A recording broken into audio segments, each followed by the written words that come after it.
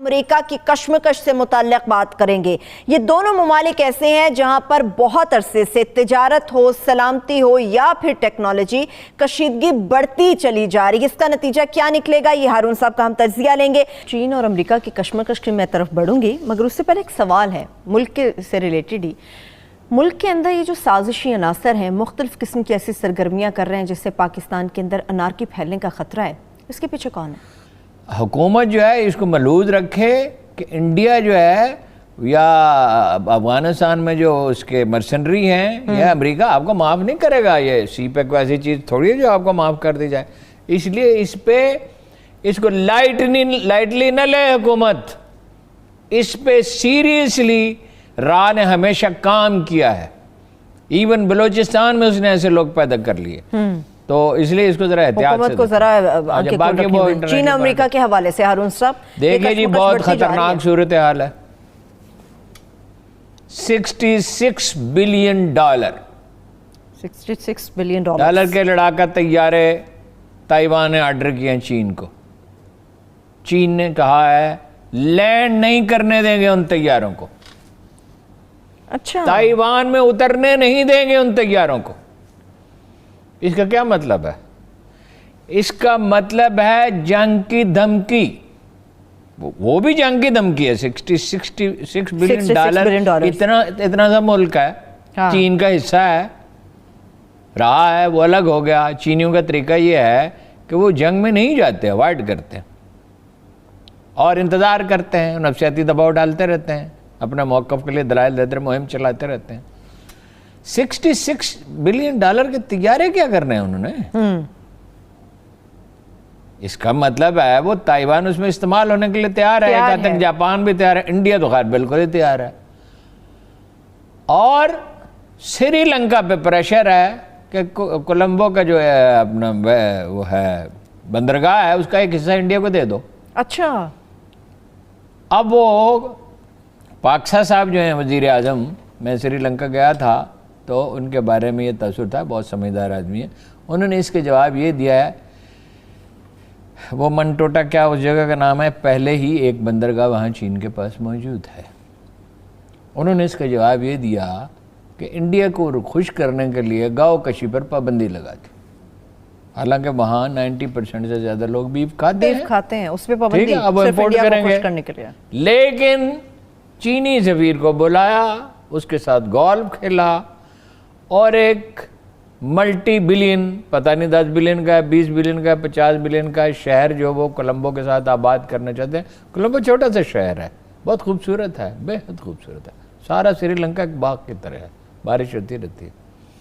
उस पर तबादला ख्याल किया। मतलब ये है कि हम नहीं चाहते।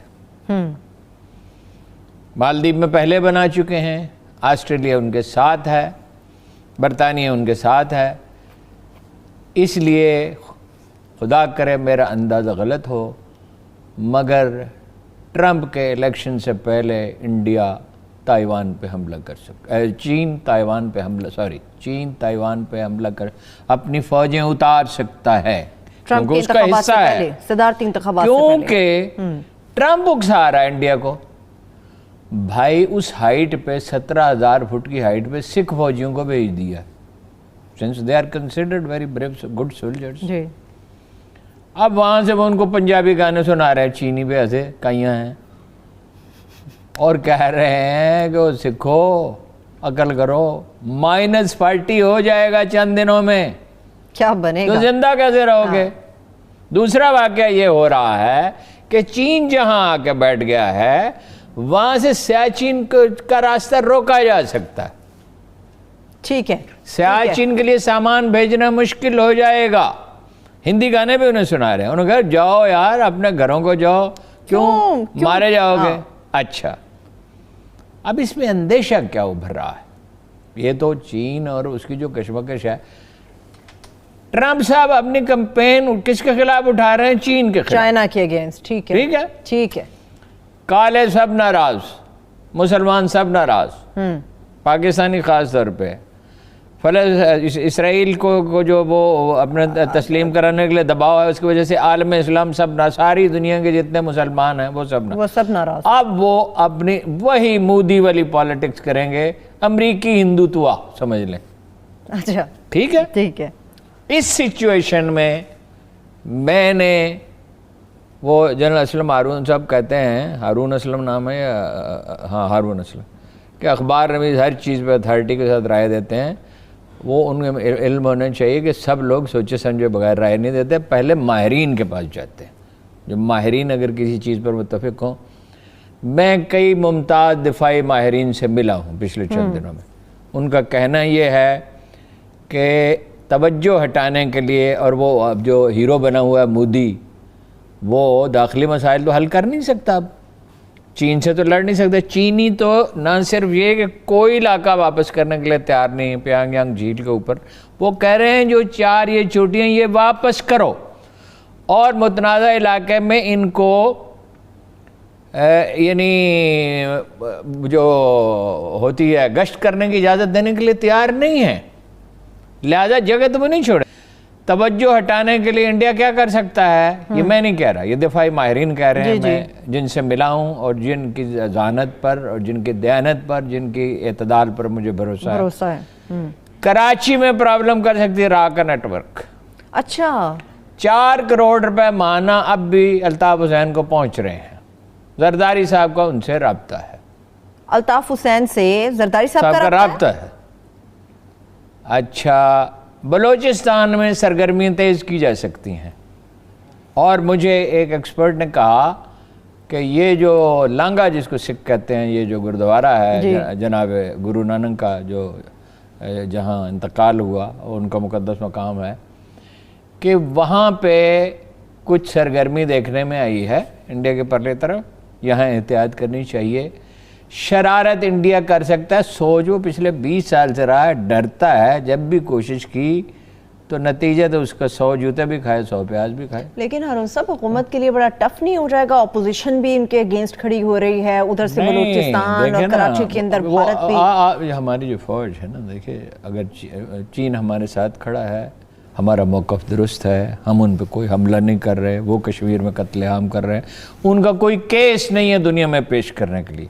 हर प्रोग्राम में एक दफ़ा चीख कर मैं कहता हूँ कि दुनिया को बताओ, ये इमरान खान साहब और इस्टेब्लिशमेंट से भी कहता हूँ कि इंडिया क्या कर रहा है, पाकिस्तान में तखरीबकारी कर रहा है, अफगानिस्तान से तखरीबकारी हो रही है, ईरान की ज़मीन इस्तेमाल हो रही थी जो अब नहीं वो करने देंगे, जाहिर है।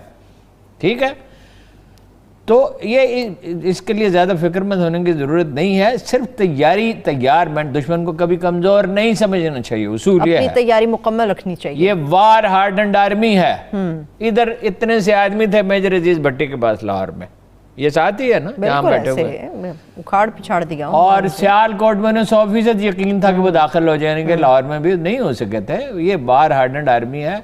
हमारा काम ये है कि अगर हम महसूस करते हैं कि तवज्जो दिलाएं तो तवज्जो दिला दें। बाकी ये वो हमसे ज़ाहिर है मालूमात भी उनके पास 100 गुना ज़्यादा हैं और ज़िम्मेदारी भी उन्हीं की है, और उन्होंने तैयारी की होगी जब इंडिया ने जब कभी कोई गड़बड़ की है। लेकिन अंदेशा मौजूद है, ख़ास तौर पे कराची में बहुत अंदेशा है, और उस पूरे मुल्क समेत, लेकिन खासतौर पे कराची को बचाना बड़ा जरूरी है। हारून साहब, हमेशा उसको इस्तेमाल किया जाता है। अपना ब्रिटिश, अमेरिकन, इंडियन इंटेलिजेंस एजेंसियों ने अल्ताफ हुसैन को अब तक क्यों बचा के रखा हुआ है? उसके घर से पैसा निकला, मनी लॉन्ड्रिंग का फिर एक केस हुआ है, वो एसेट्स का भी केस है, इमरान फारूक का भी है, उसको क्यों बचा के रखा हुआ है? अच्छा, वैसे मास्टर से हारून साहब कहा जाता है कि एमक्यूएम के कुछ नामवर ऐसे लोग अभी मौजूद है पाकिस्तान के अंदर जो अल्ताफ हुसैन के साथ राब्ते में। जनाब वाला, जो एमक्यूएम हुकूमत में शामिल है उसके लीडरों का अल्ताफ हुसैन से बाज का रब्ता है, सारी दुनिया जानती है। जाने न जाने गुल ही न जाने, बाग तो सारा जाने है, पत्ता पत्ता बूटा बूटा हाल हमारा जाने है, जाने न जाने गुल ही न जाने, बाग तो सारा जाने है। ठीक है, चलें इसके ऊपर भी हुकूमत को देखते हैं कि हुकूमत क्या पॉलिसी इख्तियार करती है। हारून साहब, रेप केस जो मोटरवे का सानिया हुआ, उसके हवाले से अजीबोगरीब किस्म की स्टेटमेंट्स आ रही हैं। इतने दिन गुजर गए, मरकजी मुल्जिम गिरफ्तार नहीं हुआ। मरकजी मुल्जिम कैसे गिरफ्तार होता? क्यों? 12 बजे फोरेंसिक लेबॉर्टरी में जो रिपोर्ट तैयार हुई वो हुकूमत से पहले, मुझे नाम मालूम है, चैनल सबको मालूम है, मैं नहीं लेना चाहता, आदाब के ख़िलाफ़ है, पहले एक रिपोर्टर को दी गई, फिर हुकूमत को दी गई।